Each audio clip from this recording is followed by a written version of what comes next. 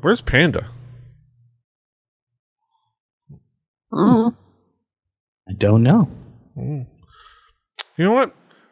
I live in the same city as him. I'll find him. Wait. But Petey? Huh.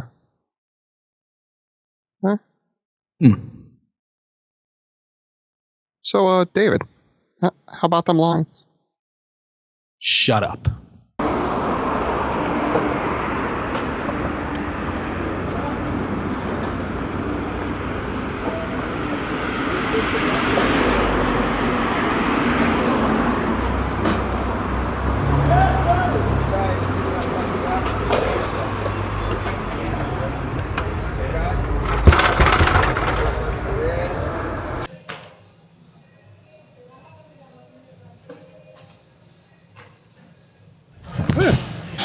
Well, there you are. Yeah.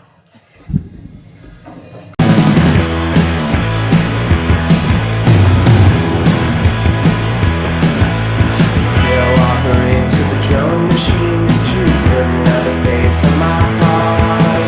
The stars singing for streaming, color, the odd symbol repeating. Not gonna be held back by the range's hour. No reaction without pain, I got lost. Backpedal, angels go. Give up the throw today.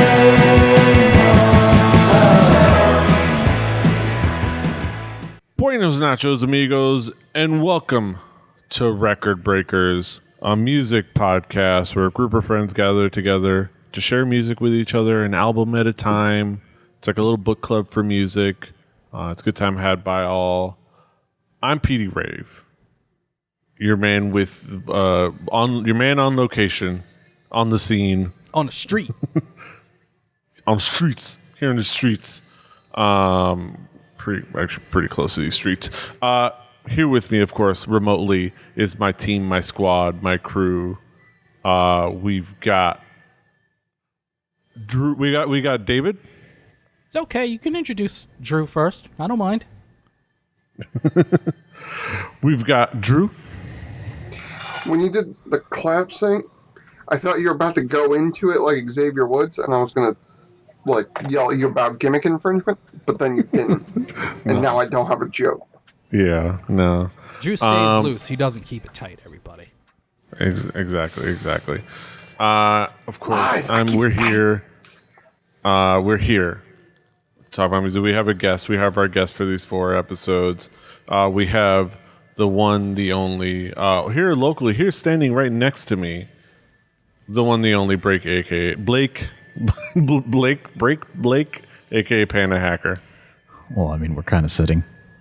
God, I'm just lost. I walked all the way from my house all the way to Little Haiti. Jesus, finding Panda here in Sweat Records, on location here at the wonderful Sweat Records in Little Haiti. We have literally Churchill's, one of the most well-known music establishments here in Miami, especially for rock and punk and all these really crazy shows. Is like, actually, it's more that way.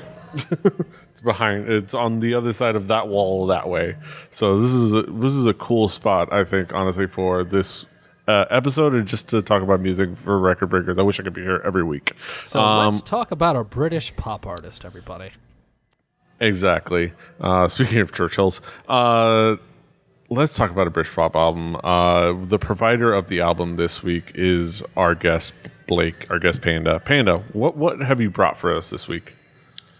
I brought you MIKA, Life's in Cartoon Motion. Yes. It's an interesting album. It's not the first time we've talked about this album, because we kind of had and we've been having an adventure trying to record this episode for some reason. We tried recording back over in Little Havana. We're here in Little Haiti. We tried recording in Little Havana, having ourselves some cafe, like you do.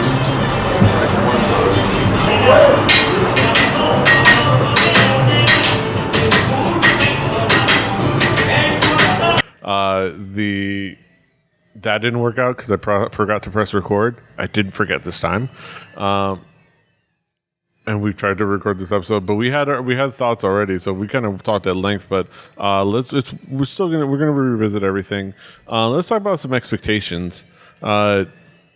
David, what were your expectations coming into this album? My expectations were, after doing some research and some of the Googling, was probably something poppy, but not Robo Girl, now Metal Girl poppy, and something campy and fun. And I was down for it. Drew, what were your expectations coming into this album?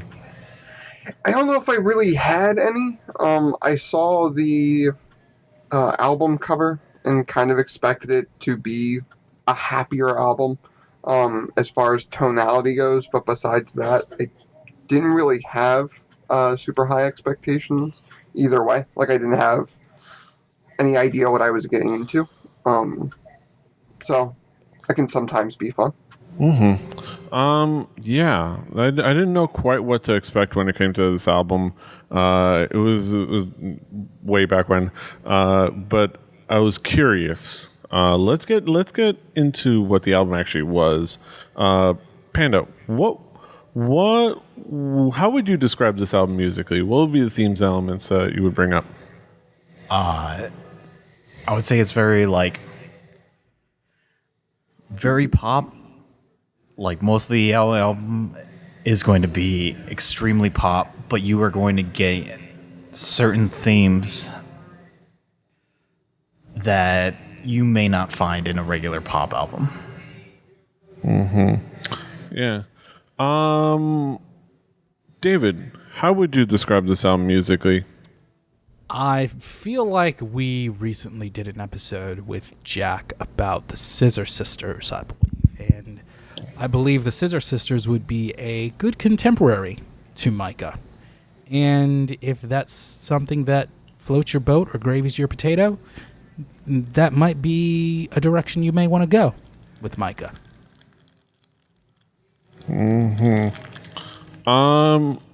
Drew, how would you describe this album musically? Well, I had never been confused by a record before. Like I said, I had never heard of MIKA, but sort of at the beginning it was front-loaded very like show-tuney, and that kind of threw me because I wasn't expecting show tunes. Very, very heavy on piano as far as melody goes, which gave me Elton John vibes at times. But the vocals were what gave it, in my opinion, more of a stage production almost. The way he crafted vocal melodies. The production is, the fidelity is spit polished to almost a mere shine. And usually I will get on the case of a record for being a bit too polished sometimes.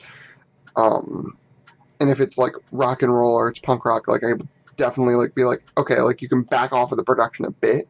But this being more of a pop-oriented record, it actually adds a lot to it, I think. Everything on the album, from a composition standpoint, from a layout standpoint, makes a lot of sense. But what really surprised me was variety, because there was a lot of stylistic choice. He had started show tunes, but there was more thoughtful stuff. There was big bombastic dance tunes.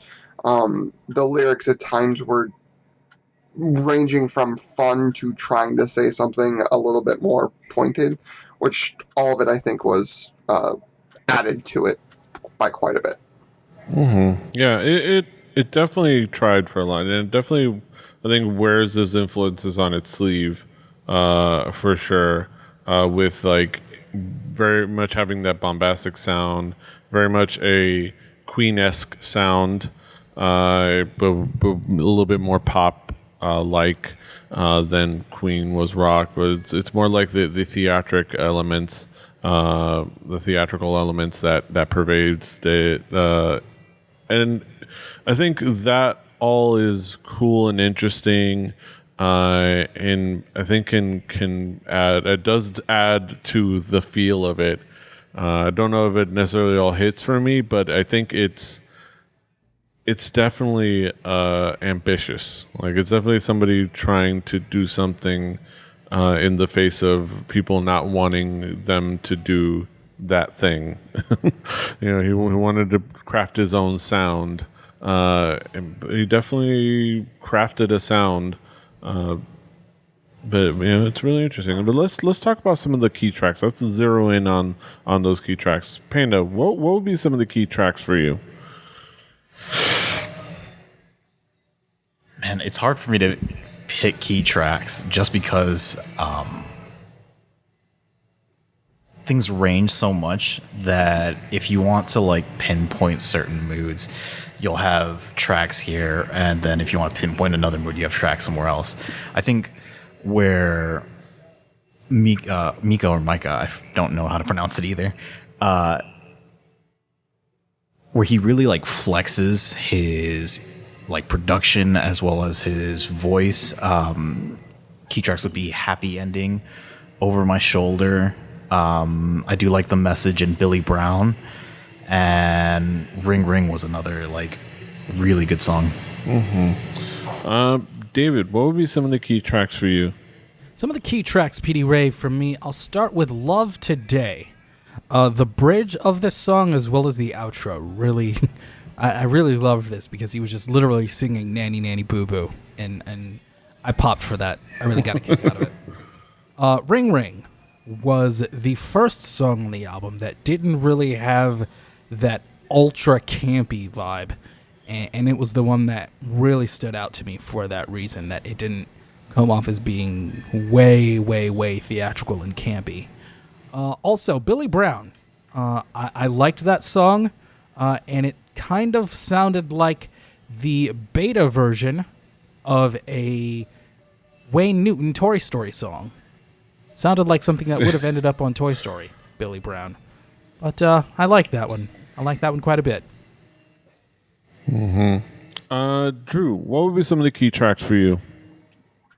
Well, Grace Kelly starts off, and we really haven't heard a pop song with a stiff upper lip punk rock ethos since I think Brett brought Art Pop by Lady Gaga.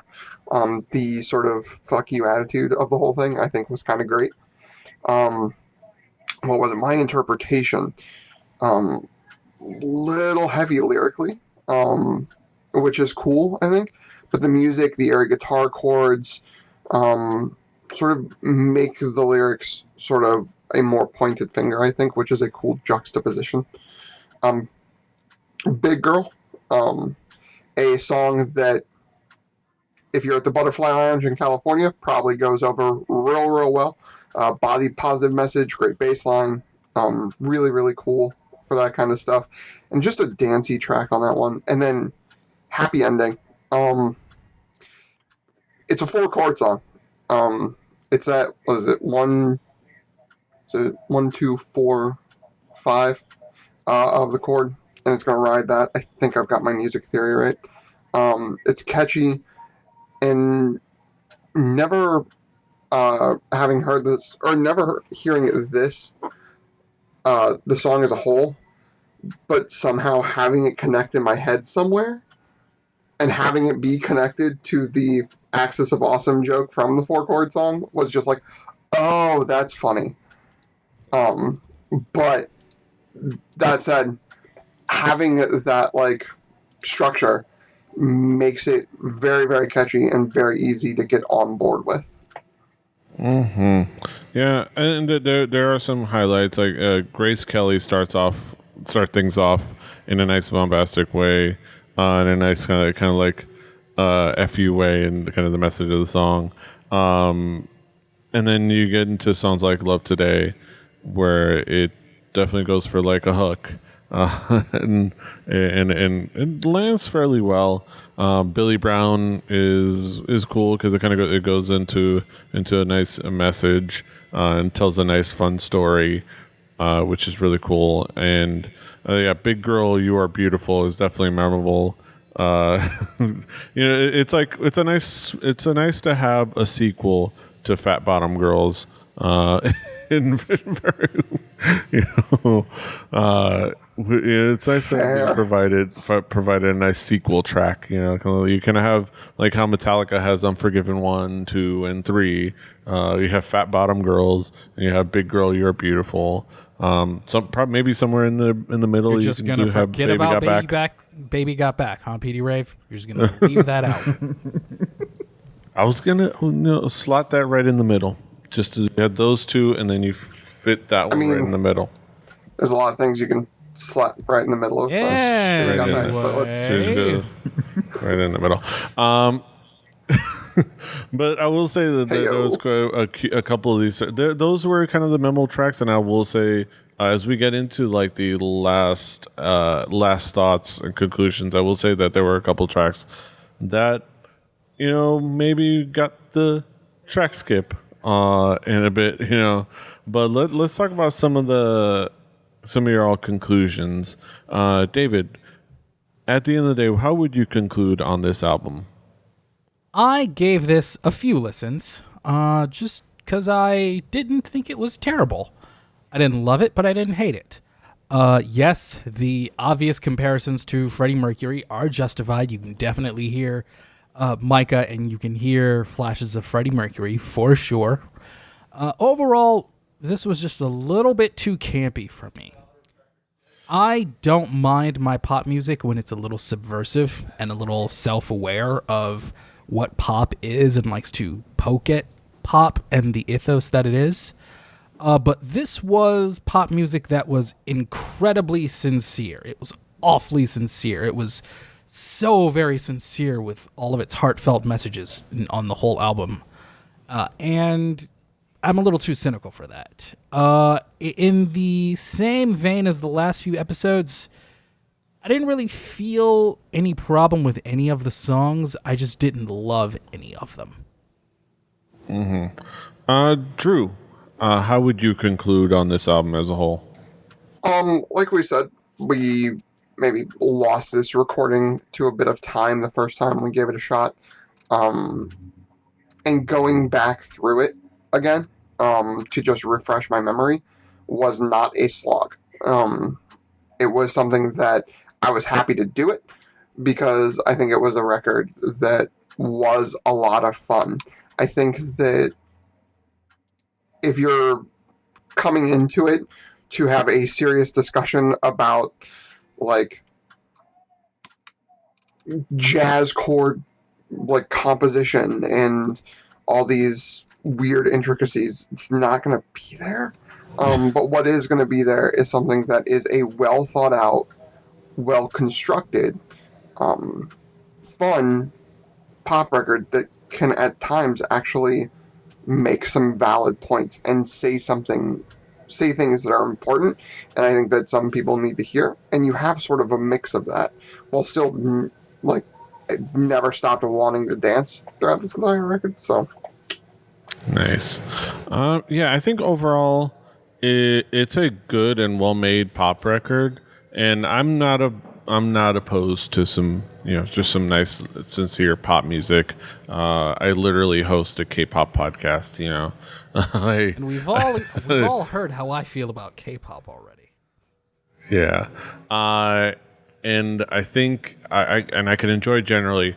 I found myself not quite connecting with this all that well. I think there was something where there's maybe a little bit of a, if anybody's heard my anecdote about Almost Famous and the quote of Lester Bangs, posing as a poet thing, there's a little bit of poet posing in the sense of like, it wants to, I don't want to be the pop singer that the record label wants me to be. I want to be this type of pop singer that's still just a pop singer. You think you're more cool and you're more artistic than you really are, but which is not to its complete detriment, but it's just that feel that some of it gives me. Overall, it's fun and can be a fun experience. didn't make me fall in love. It didn't quite hook me. But I think it could be enjoyable for a lot of people. But yeah, last but not least, Panda, you get the last word. How would you conclude? This is definitely an album that I come back to a lot, just because of how varied the music can be sometimes. I say varied in a very like light sense, mostly because I tend to listen to songs on repeat a lot, and so there will be times where I'll listen to like Grace Kelly, Billy Brown, and Big Girl You're Beautiful, and then on another side I'll be listening to Happy Ending and Over My Shoulder like on repeat the entire time. So this is an album that definitely keeps me coming back just for certain moods. Yeah. I think overall it's an enjoyable record and people should check it out.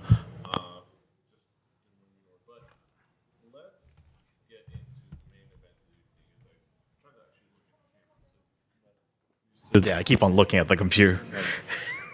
Let's get into the moment we've all been waiting for. Our haiku reviews.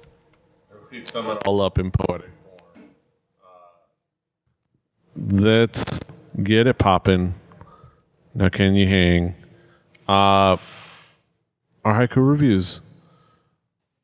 Let's get it started. David, what is your haiku? Oh. On second thought, Drew, what is your haiku? A pop tour de force with shades of Elton. Just a touch more sass. I will offer my haiku. Bombastic pop tunes with influences on sleeve. It's just not for me. And Deej, what is your haiku?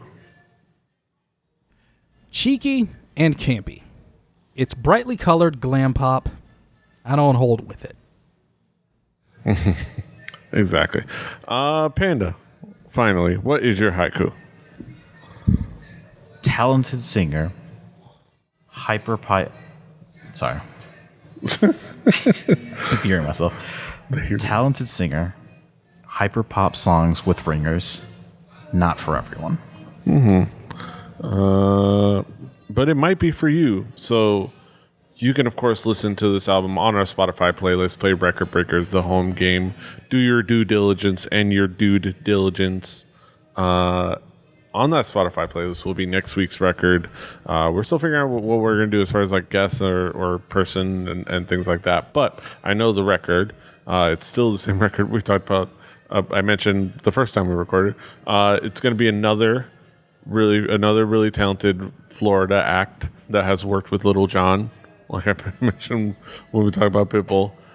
It's going to be Jacksonville's own Whole Wheat Bread and their song album Hearts of Hoodlums. So look forward to that discussion. But that'll be next week, and this is this week. And you can, of course, find us all over the internet. First of all, Panda, where can people find you? Where can people seek you out to see your stuff if you got anything to promote? Can find me basically anywhere that is at Panda Hacker. The only place that's different is Twitter, which is Panda_actual. Twitter's fucking up.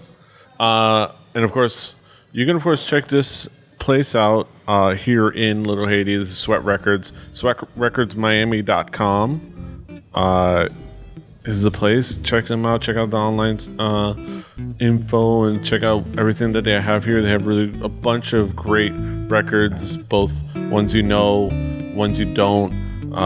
Beautiful selection. You can see behind me, if you're watching on YouTube, just rows of amazing records used. They buy, sell.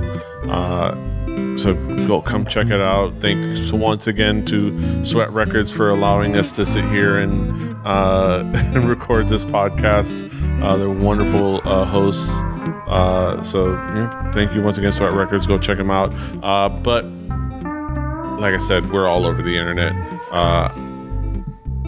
David is at Call Me DJM. Drew is at XDruciferX. I'm at PD Rave. Panda's at Panda_actual. The show's at 4 Record Breakers. That's the number 4 Record Breakers. RecordBreakersPodcast.com. RecordBreakersPodcast@gmail.com. Rebelli.net for this and other shows. Rebelli TV on YouTube and elsewhere.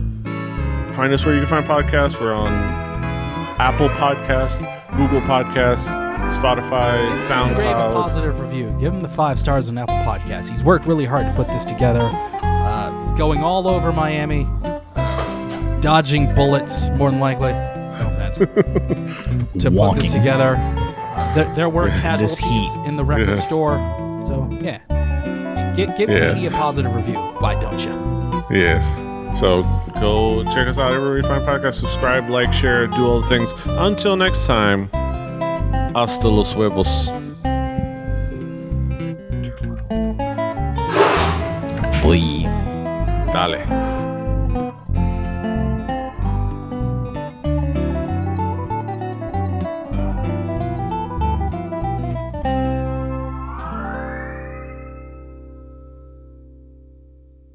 Diamond Club hopes you have enjoyed this program.